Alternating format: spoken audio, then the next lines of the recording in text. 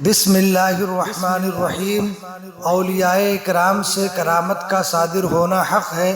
جیسا کہ اولیاء اللہ کی کرامت کے بارے میں قرآن مجید میں سورہ نمل کی آیت نمبر 40 میں اللہ تبارک و تعالی نے ارشاد فرمایا، قال الذی عنده علم من الکتاب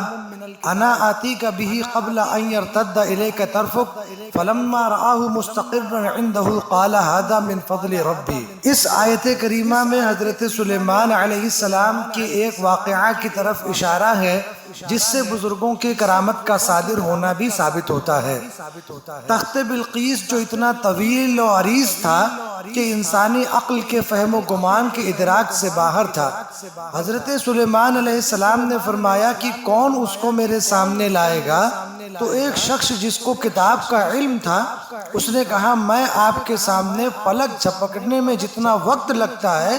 اس سے بھی کم وقت میں آپ کے سامنے تخت بلقیس پیش کر دوں گا۔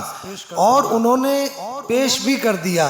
جس کے بعد حضرت سلیمان علیہ السلام نے فرمایا، ھذا من فضل ربی۔ معلوم یہ ہوا کہ اولیاء کرام سے کرامات کا ظہور ہونا تو ثابت ہے، لیکن ھذا من فضل ربی حضرت سلیمان علیہ السلام کا کہنا یہ اس بات کی طرف اشارہ ہے کہ اولیاء اللہ کی کرامت کی تکمیل اللہ کے فضل سے ہوتی ہے، یعنی کہ اللہ کے جو نیک اور برگزیدہ بندے ہوتے ہیں جو اپنی زندگی کا ہر لمحہ خدا کی یاد کے لیے وقف کر دیتے ہیں، نفسانی خواہشات اور دنیا کی لذتوں کو ترک کر کے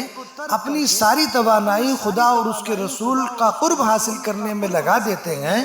ایسے اولیاء کاملین جب کسی چیز کا ارادہ فرماتے ہیں تو اللہ تبارک و تعالی اپنے فضل سے اس کو پورا فرما دیتا ہے۔ معلوم یہ ہوا کہ اگر بزرگوں کے حوالے سے کسی کرامت کا تذکرہ ہو تو اس میں کوئی تعجب نہیں ہونا چاہیے، یہ اللہ کے فضل سے ہی ہوتا ہے۔ اور بزرگوں سے کرامت کا صادر ہونا یہ حضرت سلیمان علیہ السلام کا جو واقعہ ابھی بتایا گیا قرآن کے حوالے سے، اس واقعہ سے قرآن کی آیت سے ثابت ہو چکا کہ بزرگان دین کرامت کے اہل ہوتے ہیں۔ ایک مرتبہ حضرت خواجہ خواجگان خواجہ معین الدین چشتی سرکار غریب نواز رضی اللہ تعالی عنہ ایک مقام پر تشریف فرما تھے تو راجہ کے نوکر آئے اور کہنے لگے کہ یہاں سے اٹھو، یہ راجہ کے اونٹوں کے بیٹھنے کی جگہ ہے۔ تو آپ نے ان کی باتوں کو کوئی توجہ نہیں دی تو نوکر سخت انداز میں کلام کرنے لگے۔ اس پر حضور سلطان الہند سرکار غریب نواز نے فرمایا، اچھا ہم جاتے ہیں، تمہارے اونٹ یہاں بیٹھیں گے۔ یہ فرما کر آپ وہاں سے اٹھے اور انا ساگر کے قریب آ کر قیام فرما لیا۔ جب راجہ کے اونٹ وہاں پر آ کر بیٹھ گئے تو ایسے بیٹھے کہ حضور غریب نواز کی کرامت سے پھر وہ اٹھنے کو تیار نہیں۔ ساربانوں نے کئی مرتبہ اونٹوں کو اٹھانے کی کوشش کی لیکن اونٹ کسی بھی قیمت پر اٹھنے کو تیار نہیں۔ ساربان کہتے ہیں اونٹوں کی سواری کرنے والوں کو۔ جب ساربان اونٹ کو اٹھاتے اٹھاتے پریشان ہو گئے لیکن اٹھا نہیں سکے تو راجہ کے دربار میں حاضر ہوئے اور سارا ماجرا بیان کیا تو راجہ نے کہا کہ اس کے سوا کوئی چارہ نہیں کہ تم اس درویش کے پاس جاؤ اور جا کر معافی مانگو۔ جب اونٹ سوار حضرت سلطان الہند سرکار غریب نواز رحمت اللہ تعالی علیہ کی بارگاہ میں حاضر ہو کر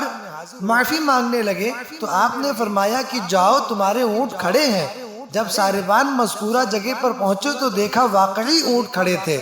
حضرت نظام الدین اولیاء محبوب الہی کے خلیفہ حضرت سید محمد بن مبارک کرمانی رحمت اللہ تعالی علیہ فرماتے ہیں کہ حضور سلطان الہند کی کرامتوں میں سب سے بڑی اور سب سے واضح نظر آنے والی آپ کی کرامت یہ ہے، اور وہ ایسی کرامت ہے کہ جو تا قیامت دیکھی جاتی رہے گی، اور وہ کرامت یہ ہے کہ آپ کی تشریف آوری کے بعد سرزمین ہند پر اسلام و مسلمین کا بول بالا ہو گیا